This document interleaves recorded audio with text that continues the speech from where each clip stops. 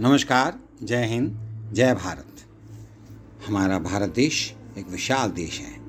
आज हम जो स्वतंत्रता की स्थिति में स्वतंत्रता आज़ादी की सांस ले रहे हैं, क्योंकि हमारे महान वीरों ने, महान क्रांतिकारियों ने, महान स्वतंत्रता सेनानियों ने अपने जीवन को देश की स्वतंत्रता आज़ादी के लिए न्यौछावर कर दिया। इसमें जो आज़ादी की लहर चली वह थी सन 1857 की क्रांति। मेरठ में क्रांति का शंखनाद हुआ था और यह एक सुनियोजित स्वतंत्रता संग्राम था। आइए जानते हैं इसके बारे में। 1857 की क्रांति क्या थी? सन 1857 की क्रांति का बीजारोपण सन 1854 में होता है। रंगो बापूजी गुप्ते महाराष्ट्र में सतारा के राजा प्रताप सिंह के कार्य से और अजीमुल्ला खान नाना साहब पेशवा के वकील उनके राज्य के कार्य से लंदन गए हुए थे। वहाँ पर रंगो बापूजी गुप्ते और अजीमुल्ला खान इन दोनों की भेंट होती है और इस क्रांति का बीजारोपण दोनों की वार्ता में होता है। वापस भारत में आने के पश्चात दोनों ने अपने राजाओं से चर्चा की और चर्चा करते हैं, और यह चर्चा उस समय के उन अनेक राजाओं के साथ भी होती है जो चाहते थे कि भारत स्वतंत्र होना चाहिए। कानपुर के निकट गंगा नदी के किनारे बिठूर के राजमहल ब्रह्मावर्त घाट में नाना साहब पेशवा, तात्या टोपे, रानी लक्ष्मी बाई, रंगोजी बापू, अजीमुल्ला खान आदि अनेक क्रांतिकारी एक मास तक बैठकर क्रांति की योजना बनाते हैं। सन 1856 के प्रारंभ में एक गुप्त रूप से युद्ध संगठन की योजना रचना होती है और देश भर में इस गुप्त संगठन की अनेक शाखाएं खोल दी जाती हैं। नाना साहब पेशवा के बिठूर ब्रह्मावर्त का राजमहल और बहादुर शाह जफर के दिल्ली का दीवाने आम में क्रांति युद्ध की चर्चाएं अग्नि की ज्वालाओं की तरह धधकने लगती हैं।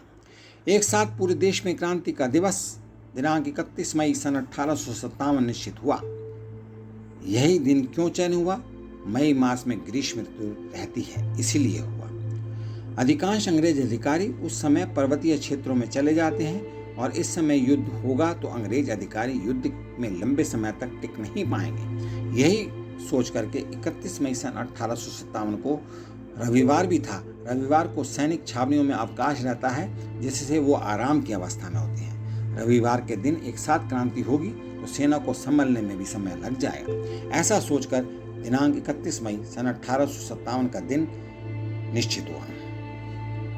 हमें ज्ञात है कि मार्च 1857 बैरकपुर छावनी बंगाल में 2 अंग्रेज अधिकारियों की गोली मारकर मृत्यु दंड देने के कारण मंगल पांडे को अप्रैल सन 1857 में फांसी दी गई थी और दिनांक 10 मई सन 1857 को मेरठ छावनी के भारतीय सैनिकों ने क्रांति प्रारंभ कर दी थी। परंतु पूर्व निश्चित दिवस 31 मई 1857 ही था। पूरे देश में एक साथ क्रांति होनी थी तो सब स्थानों पर सूचना कैसे जाएगी, कैसे होगी? इसके लिए 4 माध्यमों का विचार किया गया। पहला, रक्त कमल प्रत्येक छावनी में गुप्त रूप से जाता था और वहाँ के भारतीय सैनिक जो क्रांति में भाग लेना चाहते थे उस रक्त कमल को छू लेते थे और क्रांति में भाग लेने का संकल्प लेते थे। दूसरा माध्यम था रोटी। पूरे गांव के सामने गांव का मुखिया एक रोटी जो दूसरे गांव से बनकर आई होती थी खा लेता था और पूरा गांव संकल्प लेता था कि क्रांति में हमने भाग लेना है। फिर उस गांव के प्रत्येक घर से आटा लेकर एक रोटी बनती थी, वह रोटी अगले गांव तक जाती थी। यह इस बात का संकेत होता था कि पिछले गांव ने भी क्रांति में भाग लेने का संकल्प किया है। तीसरा माध्यम सन 1854 से 1857 के मध्य में जितने भी कुंभ, अर्धकुंभ, मेले आदि भरे गए, नाना साहेब पेशवा के नेतृत्व व मार्गदर्शन में वहां आए हुए लोगों से संकल्प दिलाया जाता था कि दिनांक 31 मई सन 1857 को देश की स्वतंत्रता के लिए क्रांति में भाग लेना है। और अंतिम और चौथा उपाय था देश भर के विभिन्न राजाओं से मंत्रणा कर उन्हें क्रांति में भाग लेने की सहमति का कार्य भी नाना साहेब पेशवा के द्वारा होगा और होता था। उस समय कोई तार व्यवस्था नहीं थी, कोई टेलीफोन नहीं था, कोई रेडियो स्टेशन नहीं था, कोई देशव्यापी समाचार पत्र पत्रिका नहीं थी, कोई इंटरनेट सोशल मीडिया नहीं था। उपर्युक्त 4 माध्यमों से ही पूरे देश भर में सूचना हुई और सूचना तंत्र इतना सशक्त और गोपनीय था कि अंग्रेजों को इसकी भनक तक नहीं लगी। सन 1857 की क्रांति के प्रमुख केंद्र मेरठ, दिल्ली, कानपुर, लखनऊ, झांसी, सतारा, अंबाला, वर्तमान हरियाणा, पंजाब, बिठूर, बैरकपुर, अलीगढ़, नसीराबाद, बरेली, बनारस, इलाहाबाद, ग्वालियर, इंदौर, कलकत्ता, गया, पटना, जगदीशपुर, कालपी, कोल्हापुर, नागपुर, जबलपुर, हैदराबाद, जौहरापुर, कोमलदुर्ग, सावंतवाड़ी, शंकरपुर, रायबरेली, फैजाबाद, फरुखाबाद, संभलपुर, मथुरा, गढ़मंडला, रायपुर, मंदसौर, सागर, मालाबार आदि। यह इन स्थानों पर स्वतंत्रता संग्राम की बुनियाद रख दी गई। ये कुछ प्रमुख स्थान हैं। इन्हें देखकर यह स्पष्ट होता है कि सन 1857 की क्रांति देशव्यापी थी और सुनियोजित थी। दिल्ली का सम्राट बहादुर शाह जफर एक महान कवि भी था। उनकी लिखी काव्य पंक्तियों में क्रांति की बातें स्पष्ट झलकती हैं। उन्होंने एक गजल की रचना भी की थी जिसमें स्वतः यह प्रश्न किया गया था, दम दमे में दम नहीं अब खैर मांगो जान की, ए जफर ठंडी हुई शमशीर हिंदुस्तान की। उन्होंने इस प्रश्न का उत्तर भी इन्हीं शब्दों में दिया, गजियों में बू रहेगी जब तलक ईमान की, तख्ते लंदन तक चलेगी तेग हिंदुस्तान की। लंदन में दिनांक 10 मई सन 1908 को 1857 की क्रांतिकारी की वर्षगांठ का आयोजन किया गया था। इस अवसर के लिए सावरकर ने ओ मार्टियर्स, ए शहीदों शीर्षक से अंग्रेजी में 4 पृष्ठ लंबे पैम्फलेट की रचना की, जिसका इंडिया हाउस कार्यक्रम में तथा यूरोप व भारत में बड़े पैमाने पर वितरण किया गया। इस पैम्फलेट की काव्यमयी ओजमयी भाषा सन 1857 के शहीदों के माध्यम से भावी क्रांति का आह्वान थी। वीर सावरकर ने लिखा, दिनांक 10 मई सन 1857 को प्रारंभ हुआ युद्ध दिनांक 10 मई सन 1908 को समाप्त नहीं हुआ है। वह तब तक नहीं रुकेगा जब तक उस लक्ष्य को पूरा करने वाली कोई अगली 10 मई आएगी।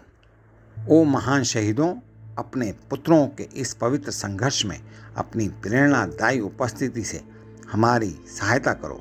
हमारे प्राणों में भी जादू का वह मंत्र फूंक दो जिसने तुमको एकता के सूत्र में गूंथ दिया है। इस पंपलेट के द्वारा सावरकर जी ने सन 1857 की क्रांति को एक मामूली सिपाही विद्रोह से बाहर निकालकर एक सुनियोजित स्वातंत्र्य संग्राम के आसन पर प्रतिष्ठित कर दिया। वास्तव में सन 1857 की क्रांति ना कोई सामान्य सिपाही विद्रोह था, ना ही कोई तात्कालिक प्रतिक्रिया स्वरूप घटनाक्रम। भारत माता को स्वतंत्र कराने के लिए हमारे पूर्वजों द्वारा एक सुनियोजित स्वतंत्रता संग्राम था, जिसके प्रतिसाद स्वरूप 90 वर्ष बाद सन 1947 में हम स्वतंत्र हुए। बाद के 90 वर्षों में वीर सावरकर, भगत सिंह, चंद्रशेखर आजाद, सुभाष चंद्र बोस जैसे अनेक भारतीय क्रांतिकारियों व स्वतंत्रता सेनानियों का प्रेरणा स्रोत बना सन 1857 का स्वतंत्रता समर, स्वतंत्रता संग्राम। नमन है सन 1857 के स्वतंत्रता समर के योजनाकारों और बलिदानियों को। नमन है उन वीर सैनिकों को जिन्होंने देश की स्वतंत्रता के लिए अपने जीवन को न्यौछावर कर दिया। नमन है उन सभी स्वतंत्रता संग्राम सेनानियों को जिन्होंने देश की रक्षा के लिए, देश की स्वतंत्रता के लिए अपना जीवन, बहुमूल्य जीवन बलिदान कर दिया। उन्होंने अपने परिवारों की ओर नहीं देखा। उन्होंने देश की जनता, देश की आने वाली पीढ़ी की आज़ादी के लिए, स्वतंत्रता के लिए अपना प्रयत्न किया और इस प्रयत्न में हम सफल रहे। अंततः दिनांक 15 अगस्त सन 1947 के दिन भारत को स्वतंत्रता प्राप्त हुई और भारत के सभी नागरिकों ने स्वतंत्रता के वातावरण में एक स्वतंत्रता की सांस ली। इन्हीं शब्दों के साथ मैं आप सभी को हार्दिक शुभकामनाएं, मंगल कामनाएं देता हूं। हमारा देश विकास करता रहे, विकसित होता रहे और आप इस देश के नागरिक होने के नाते अपने जीवन को सुंदर, मजबूत, सुदृढ़ और स्वस्थ बनाएं। आपका परिवार खुशहाल रहे। इन्हीं मंगल कामनाओं और शुभकामनाओं के साथ मैं आपसे विदा लेता हूँ। मेरा आपसे अनुरोध है, यदि आपको मेरी यह रचना पसंद आई, आपको अच्छी लगी, तो आप प्लीज़ मेरे इस चैनल को सब्सक्राइब कीजिए, जो कि मुझे प्रेरणा देगा कि मैं आगे आने वाले समय में अच्छे अच्छे देशभक्ति वाले तथा आपके सभी परिवारों के लिए सकारात्मक सोच पैदा करने वाले रचनाओं को आपके सम्मुख प्रस्तुत करता रहूं। बहुत बहुत धन्यवाद। नमस्कार। जय हिंद, जय भारत।